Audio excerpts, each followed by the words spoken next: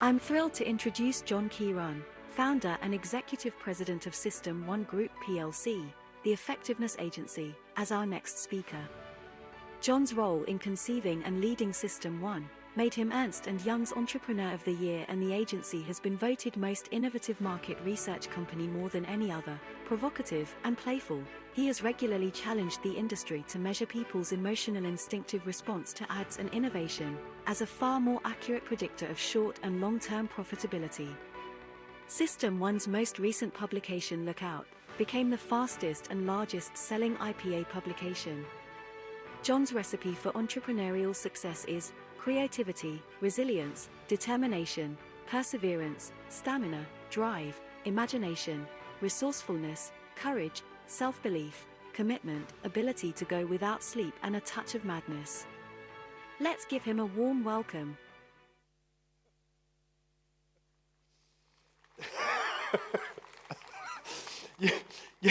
You have to love those embarrassing introductions. And by the way, it's quite difficult doing this in the round. So if I sort of whirl around and fall over, forgive me. I'll do my best. Hello, Johan. You all right? So this is the first time I've been in Sofia, first time in Bulgaria, and genuinely, I'm loving it. The people I've met, I feel like I've spent the last 24 hours just chatting and talking. And it is the 89th country that I've been to. The only reason I know that is because my 13-year-old son at the time, it's a boys thing, okay? Dad, how many countries have you been to? I don't know. So we had to count. So now I keep score. Now look, before I start this, all right, can I ask for your participation in something, all right? Because you've been patiently listening to us. So a little bit of audience participation. Don't be afraid.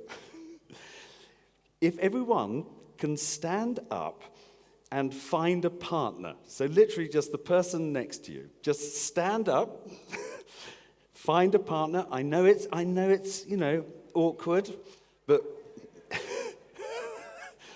look, yes, there you go. Come on. There has to be, there, look, there's, okay, all right. So I have a challenge for you, all right? And the challenge is this. You have to get your partner off the ground as many times as you can in the next 30 seconds. Go.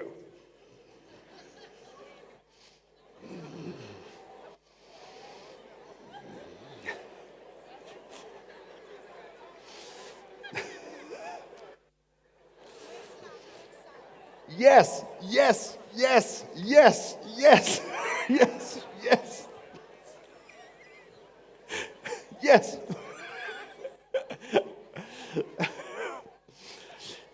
Thank you for indulging me, all right?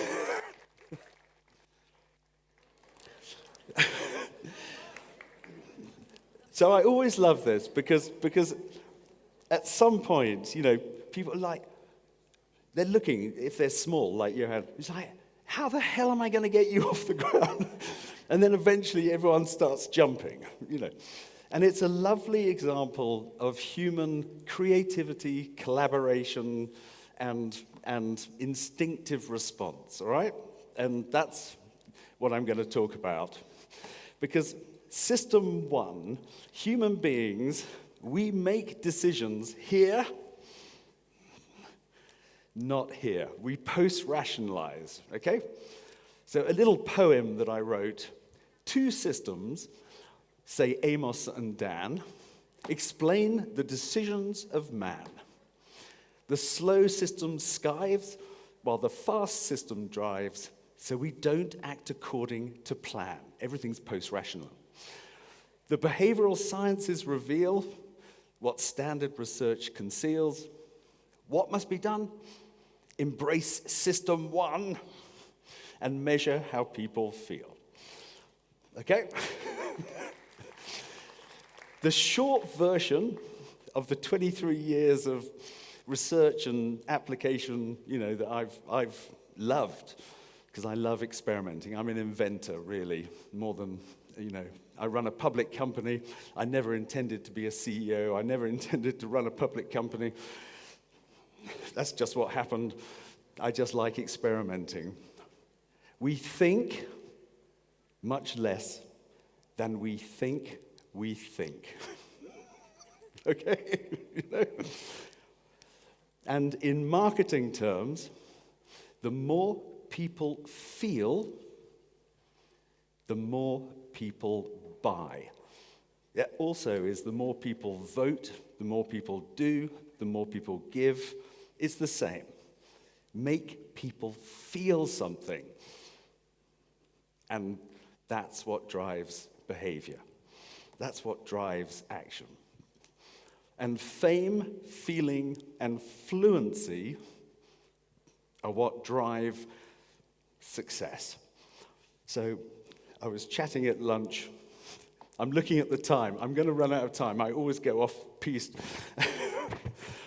So just for fun, we predict election results. It's not a commercial thing. So we predicted in January 2016, by measuring the Republican candidates in America and the Democratic candidates in America, how famous they are, how people feel about them, and how fluent they are, distinctive. And predicted that Donald Trump, love him or loathe him, no judgment, would not only win the Republican nomination, this was 11 months before the election, that he would also just beat Hillary Clinton. Now, my sister-in-law is the editor of The Economist. And I shared these results at a family lunch where she basically laughed at me and said, no, there is no chance that that's going to happen. If it does, you can have our house. I don't have the house, but, it's not the rational stuff that matters, it's the emotional stuff. Now, with 4 minutes left, okay, quickly. This is advertising. My business, we predict which ads are going to be famous and which ones are going to be shit. Mainly shit. Okay? The reason it matters is because all of the evidence is that emotional ads, the ads that we love, the ads that we will remember, are the ones that have the biggest profitable outcomes, all right? Creativity is what drives it. I invented, using a guy called Paul Ekman, a way of measuring emotions. So these are the 7 universal emotions, and it works in any country. I added neutral because most marketing is so dull that neutral is the biggest answer most of the time. And then translated it into a 5-star scale. And the reason it matters is because whether you're a 1, 2, 3, 4, or 5-star ad, these are the impacts on your long-term profitability, okay? So it's not unless you get a 3-star ad that you're actually going to get a significant return, and 5-star ads are gold. Less than 1% of all ads, all right? I'm looking at the clock. I better get on with this. There is an AI point here. All right. So I've been in New York for the last 6 months, working with this amazing guy called Noah Breer. So the first thing he's been doing is an AI mashup. So what he does is he programs the AI to take 2 famous brands and basically say, if they had sex, what would the offspring of these brands look like? Okay? So,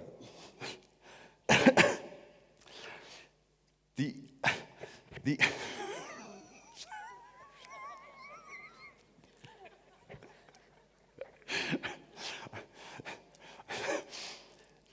so remember the star rating?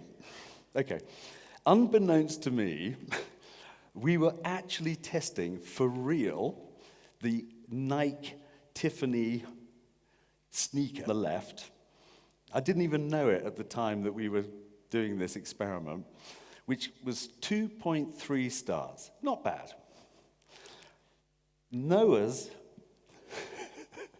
sexual mashup AI scored 4.8. The right-hand one was totally AI generated, and it's more than twice, not just the number, it's exponentially better. And that was intriguing. I mean, I tested a load of other ones, and they weren't all as good, but it's a nice example. Okay, with 30 seconds left. Okay, the second experiment that we did, he basically briefed some creative directors to come up with ads, print ads, for a fictitious soft drink called Volt. And Volt was basically a energy drink, sparkling water. All right? And these were the ads. But he also briefed the AI to come up with others. So there were 7 that were produced by real people, and there were 4 that were AI. The winning ad, which was 3 stars, was generated by AI, which was interesting. But the creatives who did it did tweak it a bit. So they broke the rules. They actually intervened. I think it's the man-machine combination that is the magic here. By the way, just to keep it real, the worst ad was also AI generated, which was 1 star. But for me, to finish, it's a tool. It's just a tool. And it's about creatives learning how to brief it, push the button, get 30 options, pick the ones that are interesting, curate them, adapt them, tweak them, test them. It's a combination. It's not one or other. It's man-machine combination, and humanity still remains, as demonstrated by your lovely participation at the beginning of this session. Thank you.